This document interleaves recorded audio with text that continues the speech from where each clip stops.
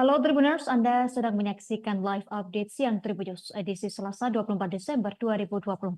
Hari ini akan kami sajikan sejumlah informasi terkini dari berbagai daerah di Indonesia.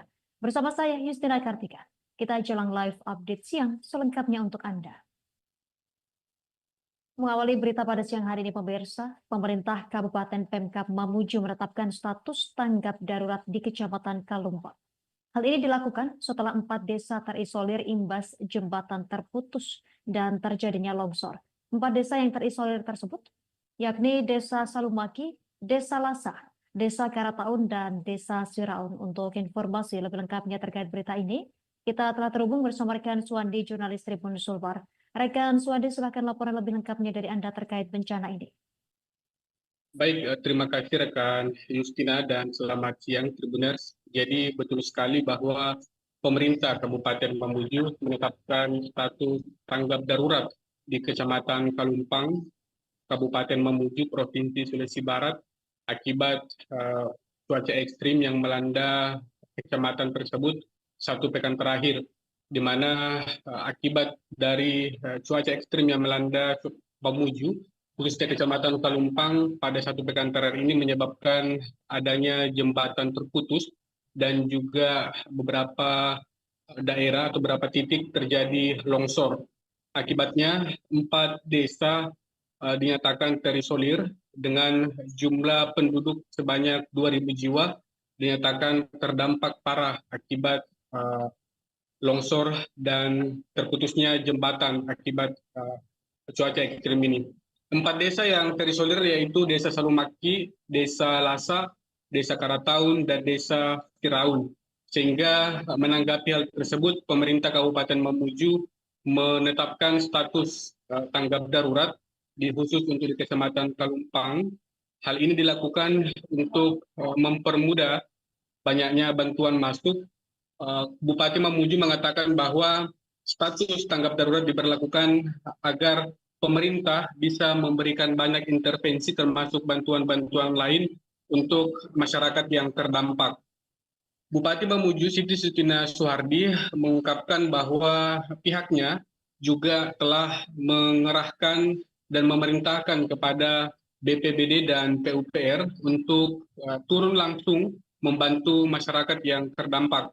Dan dikatakan bahwa alat berat baik milik BPBD juga maupun milik PUPR telah diturunkan untuk mengangkut material longsor yang menutup akses jalan sehingga mobilitas masyarakat bisa kembali berjalan normal. Nah, sampai saat ini juga kami mengkonfirmasi kepada Bupati Mamuju bahwa belum ada bantuan, baik bantuan berupa makanan dan lainnya, karena sampai saat ini Dinas Sosial masih mendata apa-apa saja yang diperlukan, bantuan-bantuan apa saja yang dibutuhkan oleh masyarakat yang ada di 4 desa tersebut. Namun Sutina memastikan bahwa pihaknya akan bergerak cepat agar data segera dirampungkan agar bisa mendistribusikan bantuan logistik yang ada di Kecamatan Kalumpang.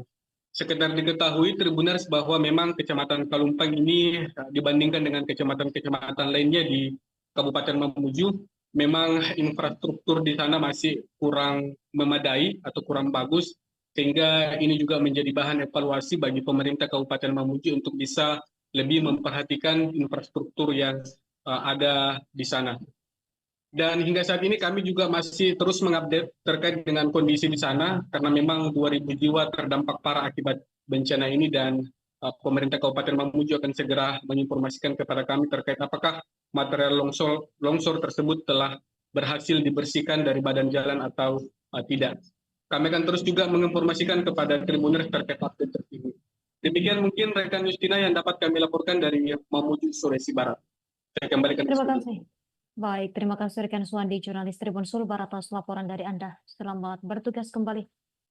Pemirsa, untuk melengkapi informasi ini kami tampilkan wawancara wartawan kami bersama Siti Sutina Suhardi, Bupati Mamuju.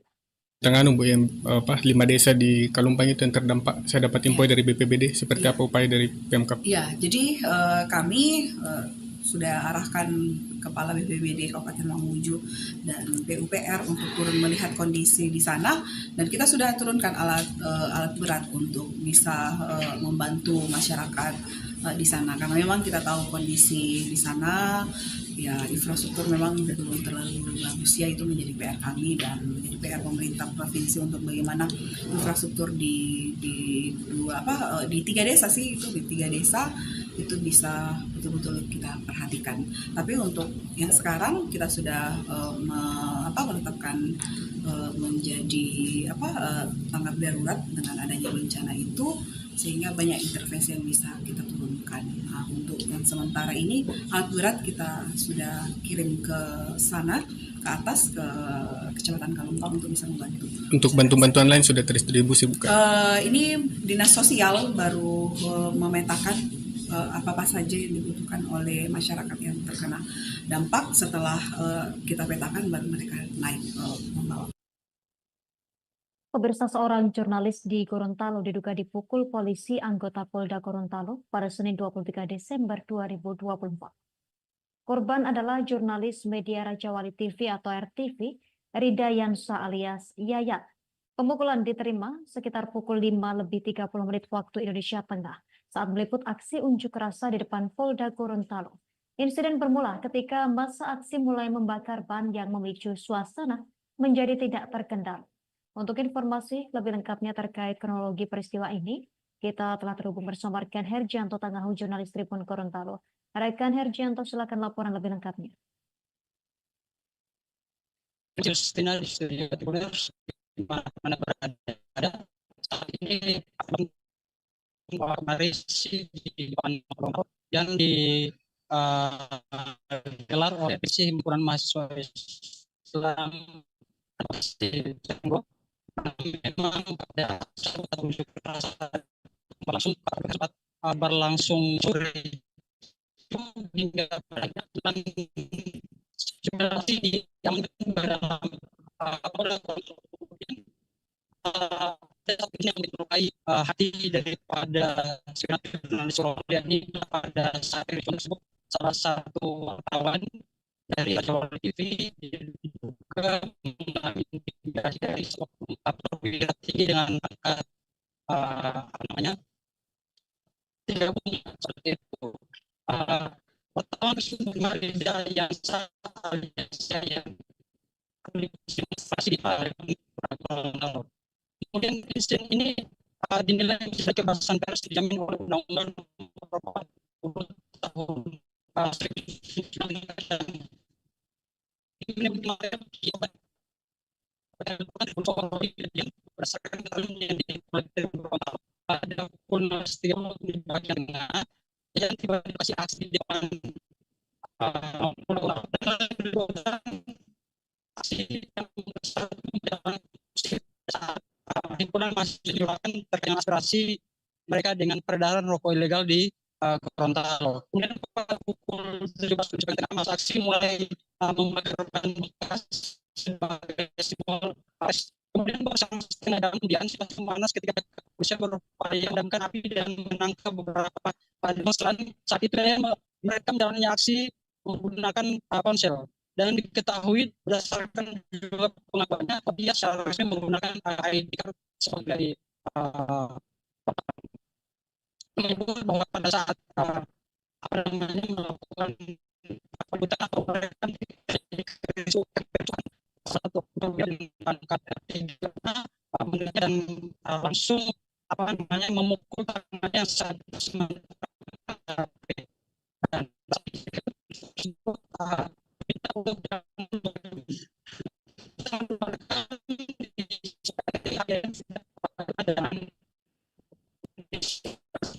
kemudian menuai kritik dan sikap protes keras dari sejumlah aliansi jurnalis di Gorontalo. Bahkan sampai dengan saat ini saya melaporkan, saya sementara berada di depan Mapolda Gorontalo guna menunggu itikat baik dari Kapolda Gorontalo untuk bagaimana kemudian menemui massa aksi yang saat ini berjumlah sekitar puluhan. Polisi yang melakukan intimidasi dan juga menghalang-halangi tugas daripada jurnalistik hal tersebut memang jelas melanggar Undang-Undang Pasal 18 Nomor 40 Tahun 1999 tentang pers. Adapun tuntutan aksi pada kesempatan ini, ini meminta Kapolda Gorontalo agar meminta maaf secara terbuka dan segera melakukan investigasi terhadap anggotanya yang terlibat dalam dan memberikan sanksi tegas. Kemudian yang kedua adalah mendesak agar pihak kepolisian memberikan ganti rugi atas kerusakan ponsel yang dialami korban yang merupakan alat kerja utama dalam menjalankan tugas jurnalistiknya. Selanjutnya aspirasi yang kemudian disuarakan adalah menyerukan solidaritas kepada seluruh jurnalis dan lembaga pers untuk menolak segala bentuk kekerasan terhadap wartawan, dan yang paling terakhir adalah insiden tersebut bisa menjadi pelajaran agar aparat kepolisian bisa menghormati tugas jurnalistik sebagai bagian dari hak masyarakat untuk mendapatkan informasi. Demikian yang dapat kami laporkan dari depan Mapolda Gorontalo di Provinsi Gorontalo. Kami kembalikan ke studio. Terima kasih. Terima kasih rekan Hergianto Tangahu, jurnalis Tribun Gorontalo. Kami nantikan informasi terupdate selanjutnya dari Anda. Selamat bertugas kembali rekan. Pemirsa, untuk melengkapi berita ini berikut wawancara wartawan kami bersama jurnalis media Raja Wali TV Ridayansa. Jadi tadi itu saya dari wartawan RTP atau Raja Wali TV sementara melakukan proses liputan, yaitu demo terkait rokok ilegal. Sebelumnya itu saya ikut masa aksi dari Bea Cukai, kantor Bea Cukai. Adanya informasi bahwa akan bergegas ke Polda Gorontalo, saya bersama-sama ke sana. Setelah itu proses aksi sementara berjalan sambil gambar, foto, video dan lain sebagainya masih kondusif untuk jalannya aksi. Tidak lama saat teman-teman masa aksi dalam hal ini HMI Batko Sulutgo mulai membakar ban, di situ situasi sudah mulai tidak kondusif. Beberapa saat kemudian setelah proses api ini sementara masih terbakar, masih menyala, pihak kepolisian Polda Gorontalo itu sendiri coba mengamankan itu aksi itu dengan cara mematikan api. Saat dimatikan, disitulah puncak chaos ataupun kekacauan yang terjadi. Saya sementara di situ itu menggunakan ID card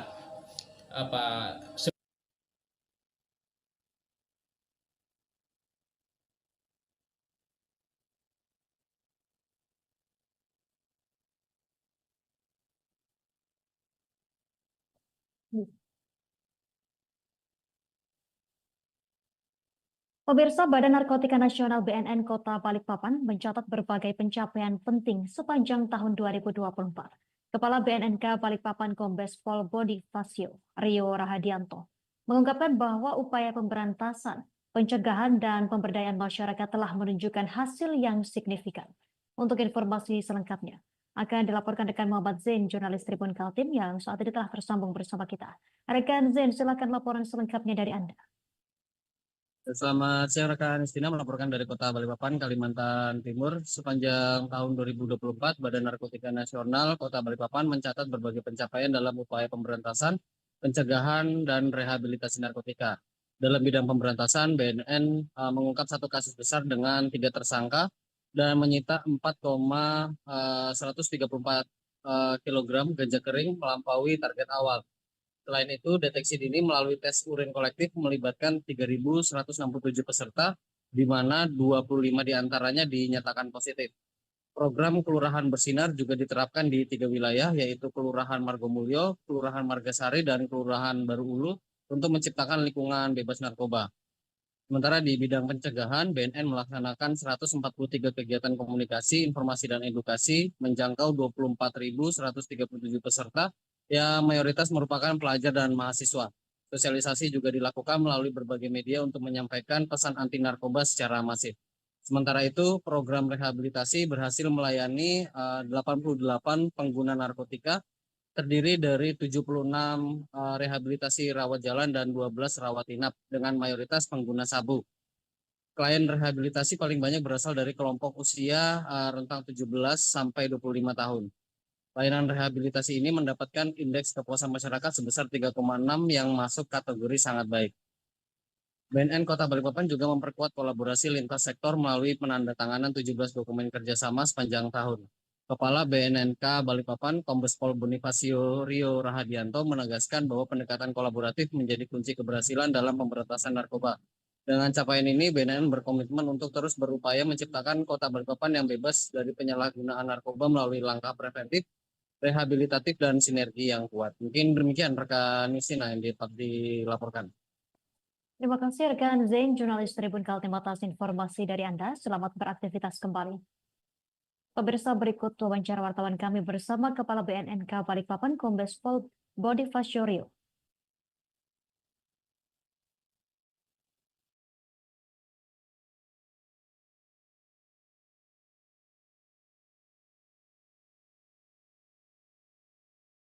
Di penghujung tahun ini kami akan melaporkan, menyampaikan kegiatan-kegiatan apa saja yang sudah kita capai atau kita raih. Ya, ada 4 bidang kegiatan yang menjadi tanggung jawab kita. Yang pertama kita akan memasuki adalah bidang pemberantasan. Ya. Jadi jumlah jaringan atau kasus dan tersangka yang diungkap, jenis tindak pidana narkotika. Target yang diberikan oleh pusat adalah 1 kasus untuk 1 BNNK. Ya. Kemudian realisasinya adalah 2 kasus dengan 3 tersangka. Kemudian dengan barang bukti narkotika jenis daun ganja kering dengan jumlah kurang lebih 4.134 gram atau 4,1 kg. Kemudian layanan tim asesmen terpadu yaitu TAT, asesmen terpadu dengan target 19 orang dan kemudian realisasi 36 orang. Jadi asesmen terpadu adalah mereka-mereka yang akan dilaksanakan rehabilitasi. Jadi kita asesmen terlebih dahulu Bapak-Bapak Ibu sekalian, kira-kira layak atau tidak untuk menjalani rehabilitasi. Atau ternyata, sudah ada di catatan kita, dia ternyata terlibat dalam jaringan narkoba. Berarti tidak layak untuk direhabilitasi ya. Kemudian dia harus menjalani hukuman kurungan. Kemudian yang kedua, bidang pencegahan dan pemberdayaan masyarakat. Data advokasi dan informasi edukasi, yaitu komunikasi informasi edukasi. Nasib malang tak bisa dihindari oleh Hermawi yang berusia 50 tahun, pemilik rumah beton ukuran 7 x 7 meter di Jalan Jelarai Raya, Tanjung Selor, Kabupaten Bulungan, yang habis dilahap si jago merah pada Senin 23 Desember 2024, sekira pukul 7:10 malam hari. Saat ditemui di lokasi kejadian, Hermawi menjelaskan bahwa pihaknya tidak tahu secara pasti kronologis pertama dari mana api berasal. Untuk informasi lebih lengkapnya, akan dilaporkan rekan Desi Kartika Ayu, jurnalis Tribun Kaltara yang saat ini telah tersambung bersama kita. Rekan Desi, silakan laporan lebih lengkapnya. Baik, terima kasih rekan Yustina di studio dari Tanjung Selor melaporkan.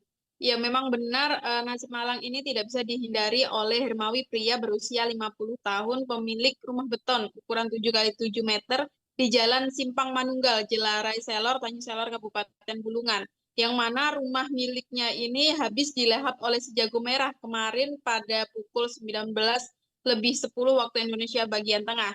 Saat ditemui wartawan di lokasi kejadian, Hermawi ini menjelaskan bahwa pihaknya tidak tahu secara pasti kronologis pertama dari mana api tersebut berasal.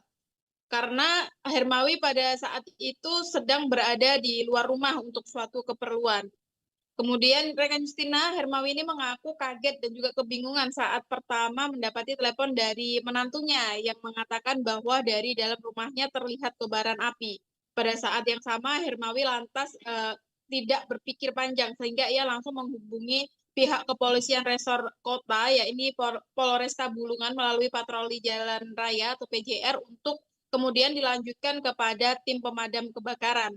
Setibanya di rumah rekan Justina sekitar pukul 19:25 waktu Indonesia bagian tengah, Hermawi ini mendapati api sudah meluap-luap dan dengan cepat melahap seluruh isi rumahnya. Meskipun tidak ada korban jiwa dalam kejadian ini, namun kerugian dapat ditaksir mencapai angka 200 juta rupiah. Hingga saat ini penyebab dari kebakaran tersebut masih belum diketahui secara pasti dan masih terus dilakukan olah TKP oleh Polresta Bulungan. Setidaknya kemarin 11 unit pemadam kebakaran dikerahkan untuk memadamkan api dan sekitar 30 menit si jago merah baru bisa dipadamkan. Mungkin itu saja laporan singkat dari wartawan Tribun Kaltara. Saya kembalikan ke studio bersama rekan Justina. Terima kasih rekan Desi Kartika Ayu, jurnalis Tribun Kaltara atas laporan dari Anda. Selamat bertugas kembali. Pemirsa, Pemprov Maluku Utara mencatat pencapaian membanggakan setelah meraih nilai 88,57 dengan predikat baik dalam penilaian Indeks Perencanaan Pembangunan Nasional IPPN 2024 yang dirilis Kementerian Perencanaan Pembangunan Nasional PPN Bappenas. Kepala Bapeda Maluku Utara Muhammad Sarmin S. Adam mengatakan dokumen penilaian serta rekomendasi dari Bappenas telah diterima. Untuk informasi selengkapnya akan dilaporkan rekan Samsul Sardi, jurnalis Tribun Ternate untuk Anda. Rekan Samsul Sardi, silakan laporan lebih lengkapnya. Ya, terima kasih rekan Justina di studio dan assalamualaikum warahmatullahi wabarakatuh.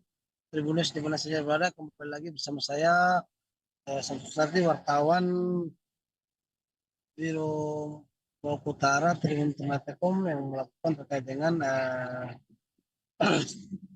Bapeda Provinsi Maluku Utara ya. Tahu yang ini Pemprov Maluku Utara, Bapeda Maluku Utara saat ini mendapatkan indeks perencanaan pembangunan nasional 2024 untuk penilaian dari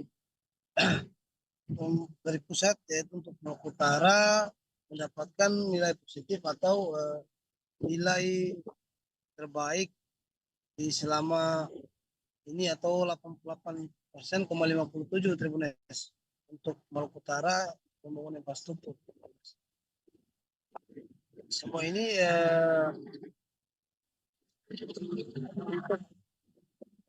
langsung diambil alih atau menjadi bahan yang langsung dilakukan oleh Bapeda Provinsi Maluku Utara, di mana Kepala Bapeda Provinsi Maluku Utara tadi mewawancarai Tipnes mengatakan baik mendapatkan predikat baik ini dalam penilaian Indeks Perencanaan Pembangunan Nasional IPPN 2024 yang dirilis oleh Kementerian atau dirilis oleh Bappenas.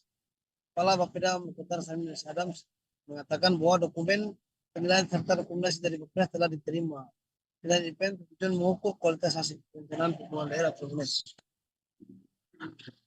Selain itu, Sarmin memaparkan ada 3 aspek utama yang menjadi indikator penilaian IPPN, yaitu sinergi perencanaan, kualitas perencanaan, dan keterhubungan perencanaan dan kinerja Tribuners. Selain itu, Sarmin menyebut skor kumulatif sebesar 88,50%, mencerminkan kualitas perencanaan yang solid. Beberapa perencanaan utama meliputi keselarasan RPJMD proyek nasional, dukungan nyata program daerah terhadap RPJMN, pencapaian indikator baku dalam RPJMN yang relevan dengan kebutuhan pembangunan nasional, kata Sarmin. Sarmin mengakui Bappenas turut memberikan rekomendasi kepada Pemprov Maluku Utara untuk meningkatkan kualitas perencanaan di masa depan. Dalam kutip, Sarmin menyatakan kami optimis hasil ini menjadi motivasi untuk terus memperbaiki perencanaan pembangunan Maluku Utara. Demikian Justina, saya Samsul Sardi melaporkan dari Maluku Utara, Maluku Utara. Terima kasih. Terima kasih rekan Samsul Sardi, jurnalis Tribun Ternate atas laporan dari Anda. Selamat bertugas kembali. Kita ke informasi selanjutnya, pemirsa. Menjelang liburan Natal 2024 dan Tahun Baru 2025, suasana di Pelabuhan Laut Jayapura semakin marak. Kepala Karantina Papua Lutfi Natsir meninjau langsung kesiapan posko terpadu yang menjadi garda depan dalam mengantisipasi lonjakan penumpang dan arus lalu lintas barang. Informasi selengkapnya akan dilaporkan rekan Tania Sembiring, jurnalis Tribun Papua untuk Anda. Rekan Tania, silakan informasi selengkapnya.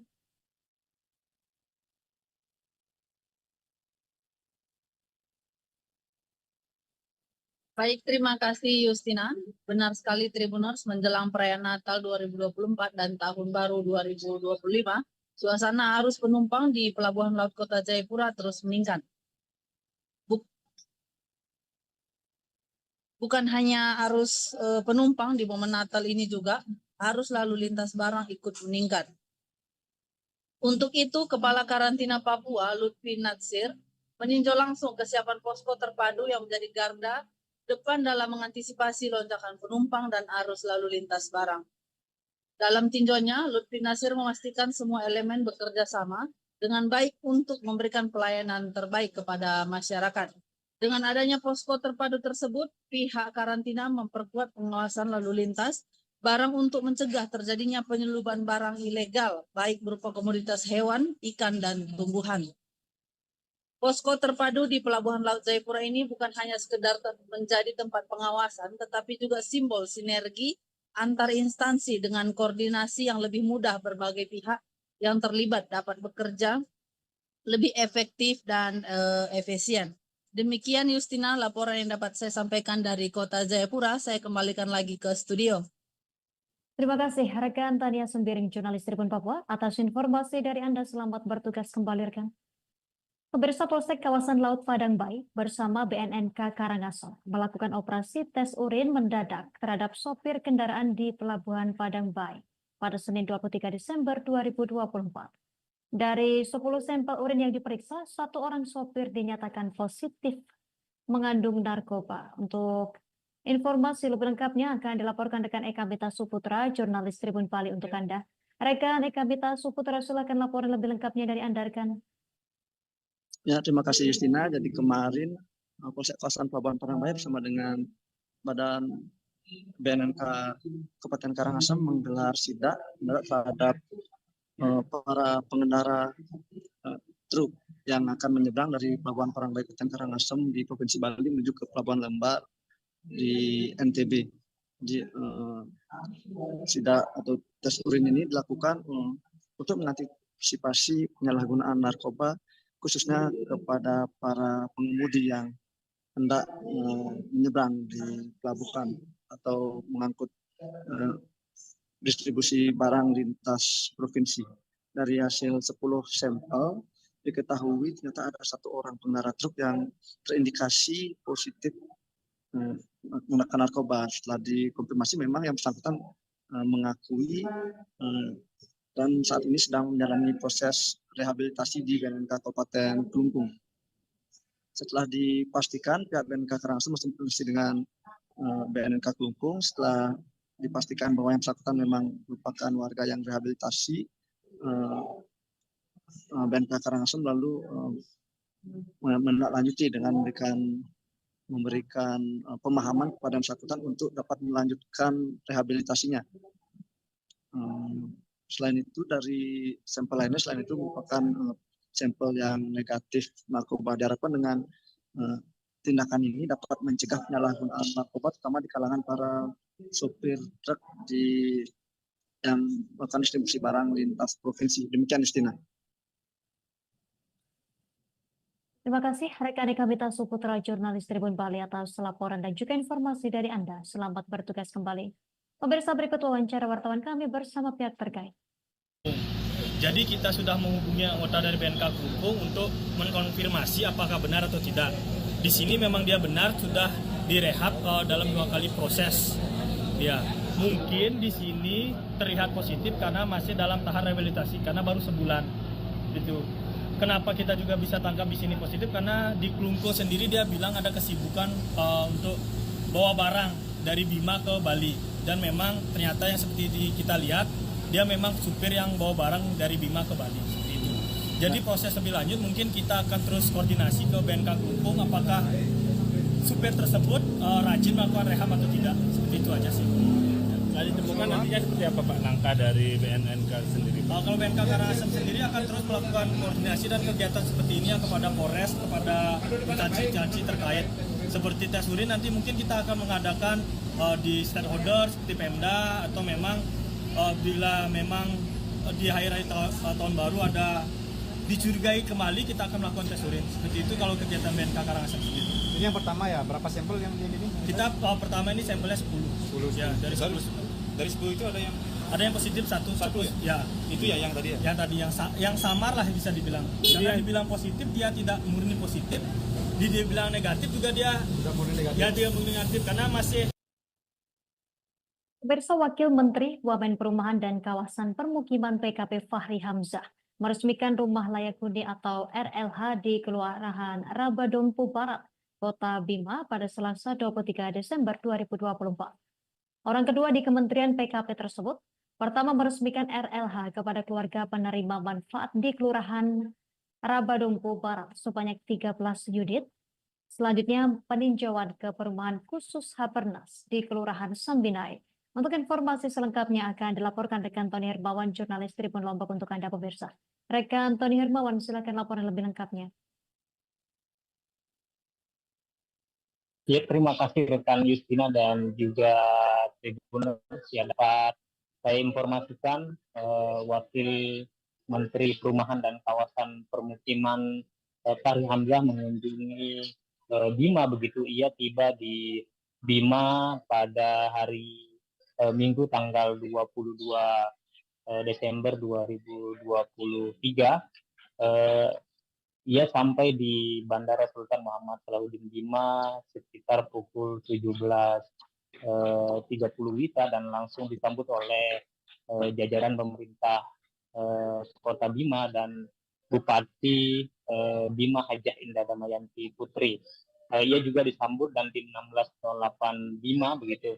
Nah, selanjutnya pada hari Selasa tanggal 3 Desember 2024, Fahri dijadwalkan untuk meresmikan rumah layak huni di Rabadompu Barat, di Kelurahan Rabadompu Barat, Kecamatan Raba, Kota Bima begitu, sekitar sebanyak 13 unit rumah. Selanjutnya ia mengunjungi melakukan peninjauan begitu di perumahan khusus Hapernas di Kelurahan Sambinai, Kota Bima. Pada kesempatan itu, politisi Gelora ini berharap bahwa para penerima manfaat rumah layak huni dapat tinggal nyaman begitu di rumah yang baru dan selanjutnya dapat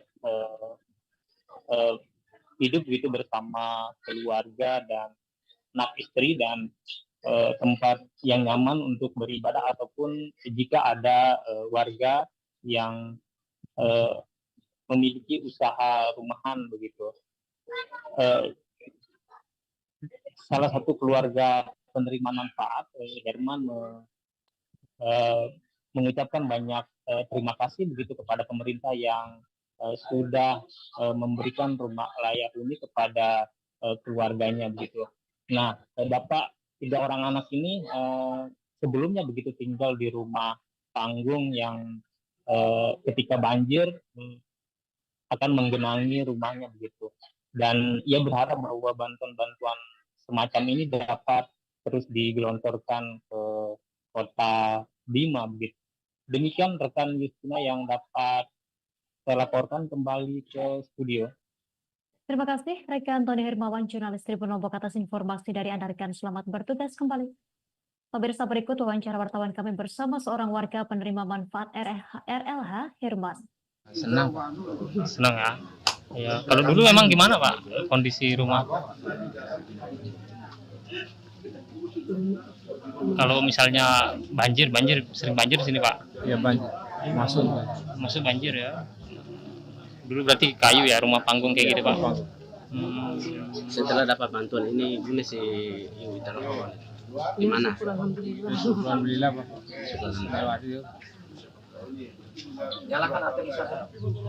Berapa anak? Tiga. Kalau hunian ini udah ini luar biasa ini. Terus gimana harapan ke depan terkait hunian ini gimana? Mudah-mudahan ada rezeki lagi. Tambah lagi. Bapak boleh tahu namanya? Herman. Umur berapa? 26. Umur 36. 26.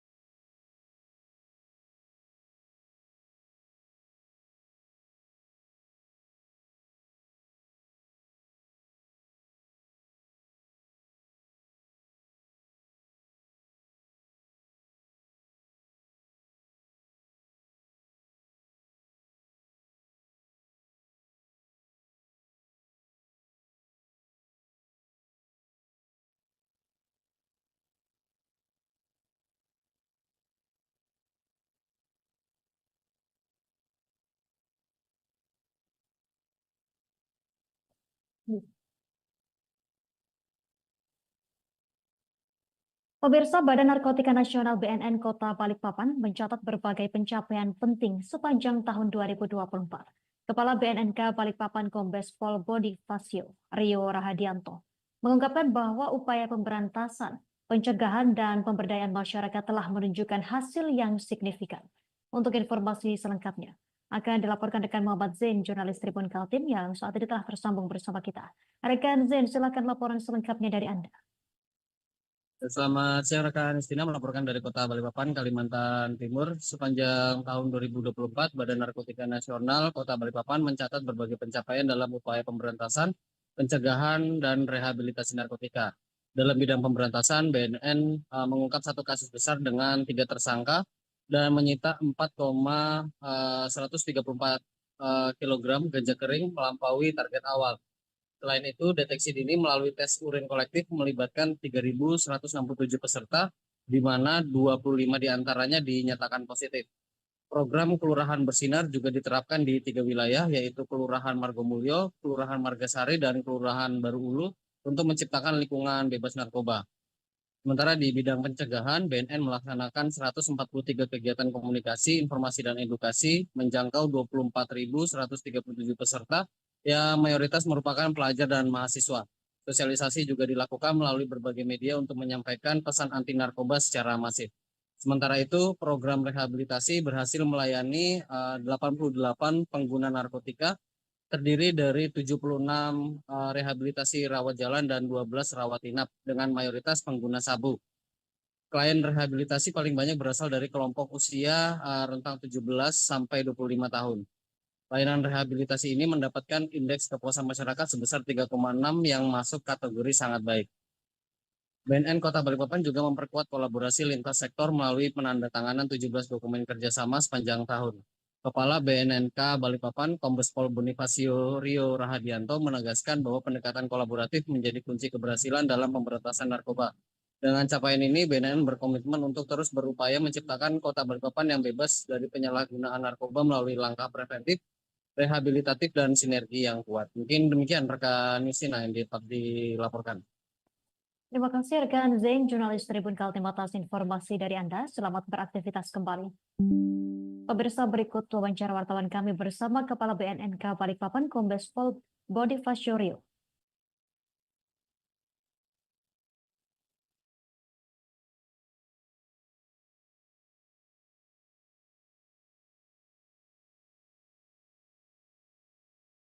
Di penghujung tahun ini kami akan melaporkan, menyampaikan kegiatan-kegiatan apa saja yang sudah kita capai atau kita raih. Ya, ada 4 bidang kegiatan yang menjadi tanggung jawab kita. Yang pertama kita akan memasuki adalah bidang pemberantasan. Ya.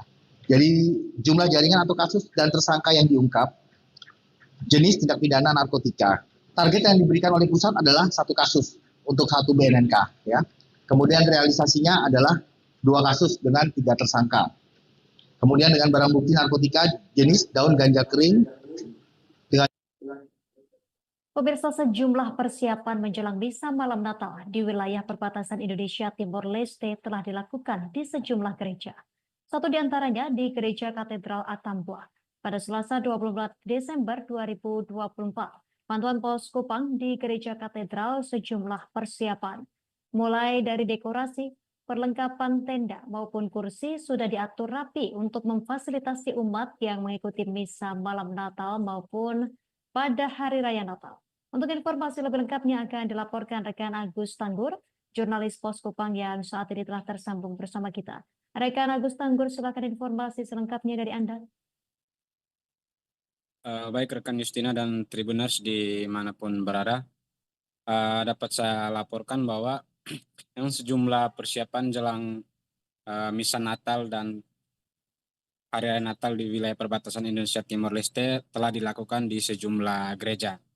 Salah satunya di Gereja Katedral Atambua pada Selasa 24 Desember 2024. Pantauan Pos Kupang di Gereja Katedral, sejumlah persiapan mulai dari dekorasi, perlengkapan tenda maupun kursi sudah diatur rapi untuk memfasilitasi umat yang mengikuti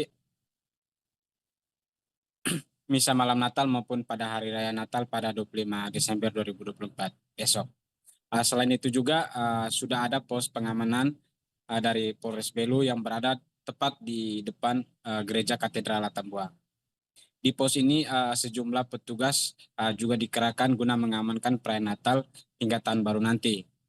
Selain itu, jelang perayaan Misa Malam Natal nanti sekitar pukul 14 waktu Indonesia Tengah akan dilakukan sterilisasi oleh pihak gegana dari Batalion Brimob Tambua. Untuk perayaan Misa Malam Natal sendiri akan diprediksi seperti tahun-tahun sebelumnya akan dihadiri oleh ribuan umat baik dari kota Tambua sendiri maupun dari negara tetangga yaitu Timor Leste. Seperti disampaikan oleh Ketua Panitia Natal tahun 2004 Alexander Setu menyampaikan segala persiapan sudah dilakukan mulai dari persiapan liturgi hingga perlengkapan lainnya. Dan untuk Misa Malam Natal sendiri ini akan berlangsung dalam 2 sesi, yang mana sesi pertama akan dimulai tepat pukul 16 WITA dan sesi kedua akan dimulai pukul 18 WITA yang nanti akan dipimpin langsung oleh Bapak Uskup Monsinyur Dominikus Sakuper. Sementara untuk Misa Hari Raya sendiri akan dibagi juga ke dalam 2 sesi. Sesi pertama dimulai pukul 6 WITA atau pukul 6 pagi dan sesi kedua mulai pukul 8 WITA. Alexander pun berharap agar umat dapat berpartisipasi dalam perayaan Ekaristi Kudus malam Natal maupun juga pada Hari Raya Natal, sehingga kelahiran Sang Juru Selamat membawa damai dan sukacita di wilayah perbatasan. Dari Kabupaten Belu, saya Agus Tanggur, Perbatasan melaporkan. Terima kasih rekan Agus Tanggur, jurnalis Posku atas laporan dari Anda. Selamat bertugas kembali. Melengkapi berita ini pemirsa, berikut wawancara wartawan kami bersama Ketua Panitia Natal 2024 Alexander Setu. Persiapan untuk perayaan Natal ini hari ini tanggal 24 ada 2 kali misa. Misa pertama jam 4 dan misa kedua itu pada jam 6 sore. Sedangkan persiapan liturgi itu seksi liturgi sudah menyiapkan tentang tata perayaan dan keterlibatan KOR, Ajuda dan semua seksi liturgi sudah menyiapkan dekorasi di dalam, persiapan di dalam itu sudah disiapkan oleh seksi liturgi, musik liturgi. Sedangkan untuk tampilan luar ini dibagi atas seksi-seksi yang berperan. Ada seksi keamanan, ada seksi keamanan, habis itu ada seksi perlengkapan, seksi penerangan, masing-masing dengan bidang tugasnya. Kami sebagai ketua memonitor dan mengawasi saja, melihat perkembangan persiapan itu sampai dengan terlaksananya sebentar misa jam 4 dan malam sebentar jam 6 itu yang dipimpin oleh Bapak Uskup sendiri. Jadi untuk sementara persiapan untuk Hari Raya Natal 24 ini persiapan sudah maksimal. Mudah-mudahan cuaca pada hari ini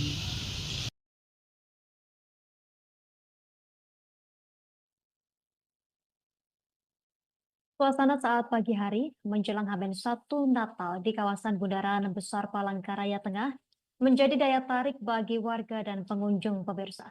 Bagaimana tidak, spot atau tempat foto pohon Natal yang menjulang tinggi dihiasi berbagai ornamen khas Natal. Terpantau tribunkalteng.com, spot foto pohon Natal yang berada di depan rumah Gubernur Jalan Yos Sudarso Palangkaraya, Kalimantan Tengah, atau bertepatan depan Bundaran Besar tersebut, mencuri perhatian para pengunjung sekitar. Selain pohonnya yang tinggi, hiasan yang terpasang di bagian sisi pohon tersebut terlihat menarik oleh pengunjung area itu.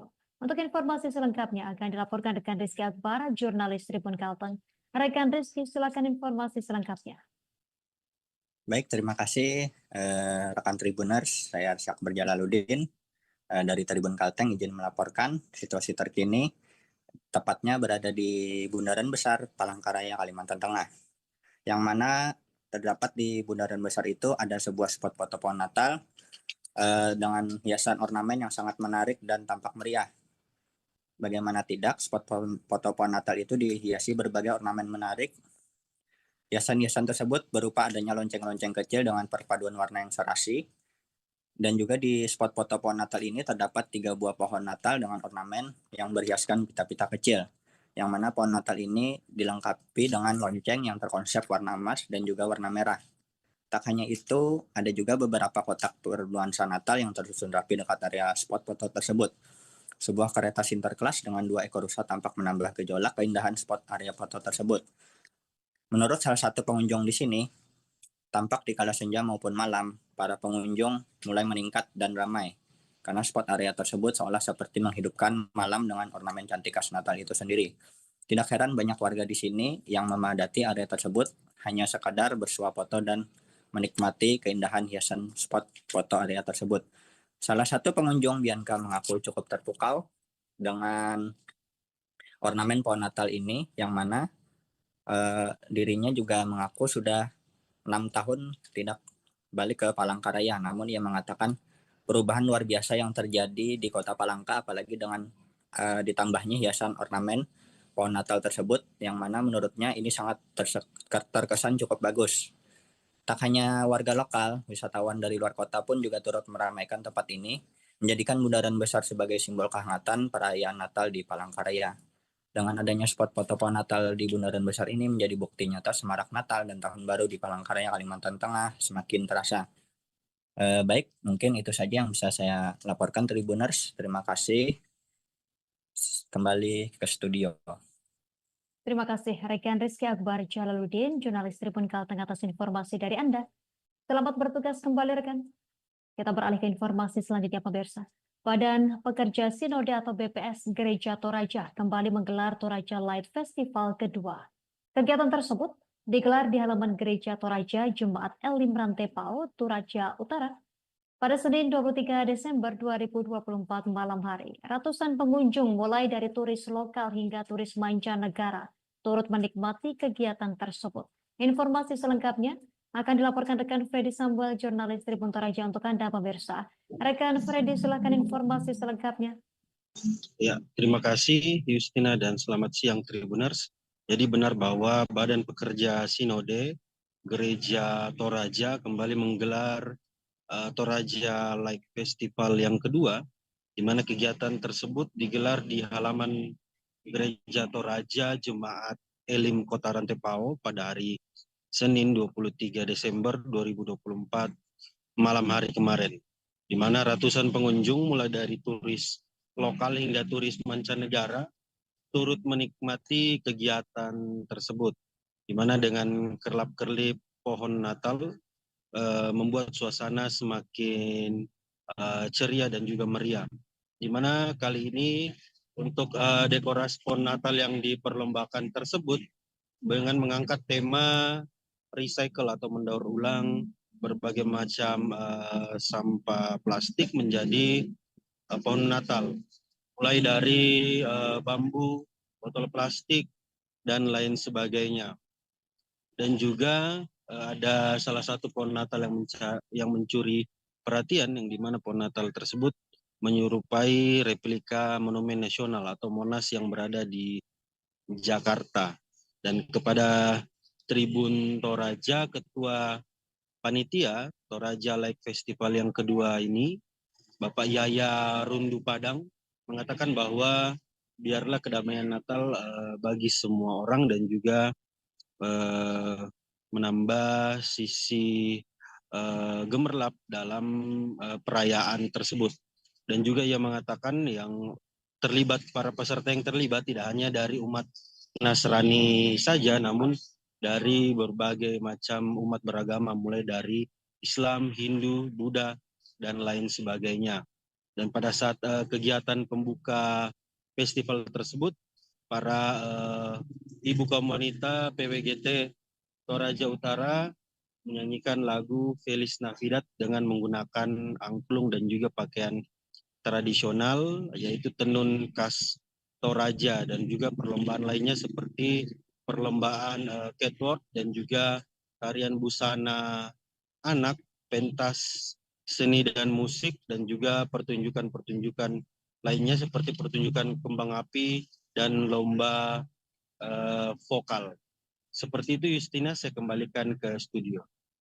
Terima kasih rekan Freddy Samuel, jurnalis Tribun Toraja atas informasi dari Anda. Selamat bertugas kembali.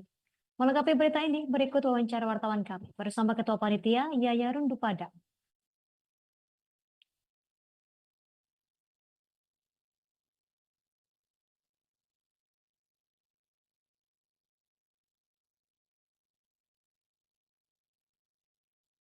Toraja Festival yang kedua ini mengangkat tema ada khusus modern, tradisional, dan tradisionalnya juga mempertimbangkan sisi recycle untuk kepedulian kepada lingkungan atau ekologi.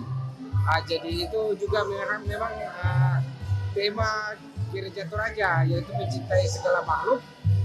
Juga jadi bagaimana kita merawat bumi ini. Itulah yang membedakan dengan yang tahun lalu, dan juga untuk anak-anak kita yang ikut Christmas Catwalk juga menggunakan pakaian bahan daur ulang. Ya, jadi kami panitia bersyukur untuk tahun ini karena begitu banyak antusias dari peserta dari berbagai kalangan, tidak hanya dari kalangan gereja tetapi dari pemuda-pemuda, komunitas, kemudian dari kalangan Muslim juga ikut berpartisipasi di sini, sehingga membawa bahwa Natal ini kita memberi kehidupan seperti tema Natal tahun ini. Marilah kita kembali ke Bethlehem. Bethlehem adalah rumah roti. Bagaimana kita membawa kehidupan, membawa terang yang sudah diberikan oleh Juru Selamat kita. Ya. Terakhir dari saya Pak, ini berarti ke depan akan jadi kegiatan tahunan